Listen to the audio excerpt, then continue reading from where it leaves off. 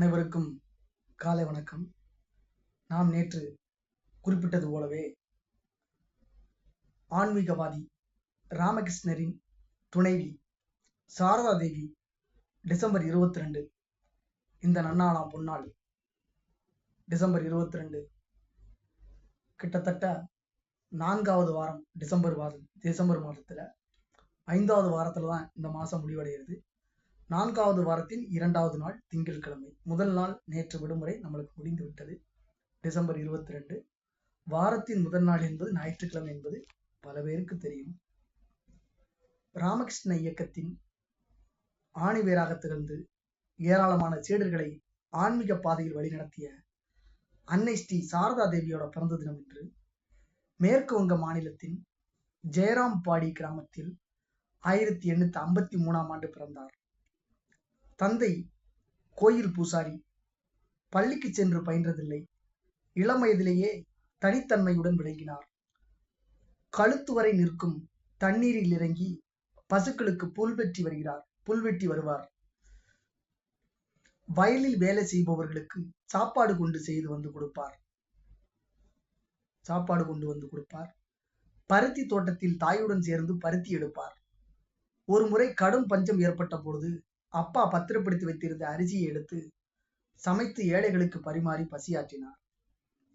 வீட்டில் தெய்வீக சூழல் நிலவியதால் இயற்கையோடு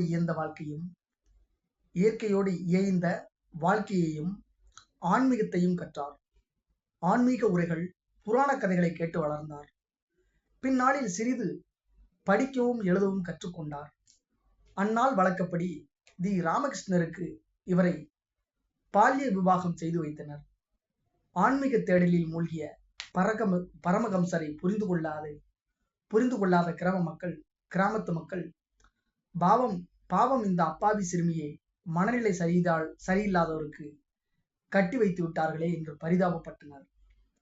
அதனால் அச்சமடைந்தார். நேரில் சென்று கணவரை பார்த்த பிறகு அவர்கள் கூறியது உண்மையல்ல என்று தெளிந்தார். கணவர் இறைவடிவம் என்பதை உணர்ந்து அவரையே குருவாக ஏற்றுக்கொண்டார். தானும் துறவு வாழ்க்கை வாழ்ந்தார். இவரை உலக நாயகியான அம்பியாக போற்றி பூஜித்தார் பரமஹம்சர். 2 பேரும் மாத்தி கும்பிட்டுக்கிறாங்க சாமி மாதிரி. சாதாரண கிராமத்து பெண்ணாக கணவனை தேடி வந்த இவர் அன்னை சாரதா தேவியாக மாறினார். சீடர்கள், பக்தர்களுக்கு தானே சமைத்து பரிமாறுவார். அவர்கள் சாப்பிடும்போது அருகில் அமர்ந்து விசிறி விடுவார். சீடர்களுக்கு தீட்சை அளிக்கும் போது ஆச்சார நியமங்களை விட தூய்மையான பக்திக்கு மிகுந்த முக்கியத்துவம் கொடுப்பார். இறுதி நாட்களில் ராமகிருஷ்ணர் புற்றுநோயால் பாதிக்கப்பட்ட போது அருகே இருந்து கண்ணும் கருத்துமாக பணிவிடை செய்தார். ராமகிருஷ்ணர் கேன்சர் வந்துதான் இறந்திருக்கிறார். பரமஹம்சரின் மறைவுக்கு பிறகு சீடர்களை சிறப்பாக வழிநடத்தினார். ஒரு முறை கயாவுக்கு சென்றவர் அங்குள்ள மடங்களில் துறவிகளுக்கு இருந்த வசதிகளையும் ராமகிருஷ்ணரின் சீடர்கள் சிரமப்படுவதையும் ஒப்பிட்டு பார்த்து வருந்தினார். என் பிள்ளைகளுக்கு நல்ல உணவு, உடை, தங்குவதற்கு இடம் வேண்டும். அவர்கள் அலைந்து திரிவதை காண சகிக்கவில்லை என்று பரமஹம்சரிடம் மானசீகமாக பிரார்த்தித்தார். இதுதான் ராமகிருஷ்ண இயக்கம் தோன்றுவதற்கான அஸ்திவாரம். அன்னை அருளாசியுடன் கங்கை கரையில் உள்ள பேலூரில் ராமகிருஷ்ண மடம் 1898 தொடங்கப்பட்டது. சங்க ஜனனி என்று இவரை போற்றினார் விவேகானந்தர். மன நிம்மதி வேண்டுமானால் பிறரிடம் குறைகளை காணாதீர்கள். உங்கள் தவறுகளை பாருங்கள். மொத்த உலகையும் உங்கள் சொந்தமாக்கி கொண்டு பழகுங்கள். யாருமே அந்நியர் அல்ல.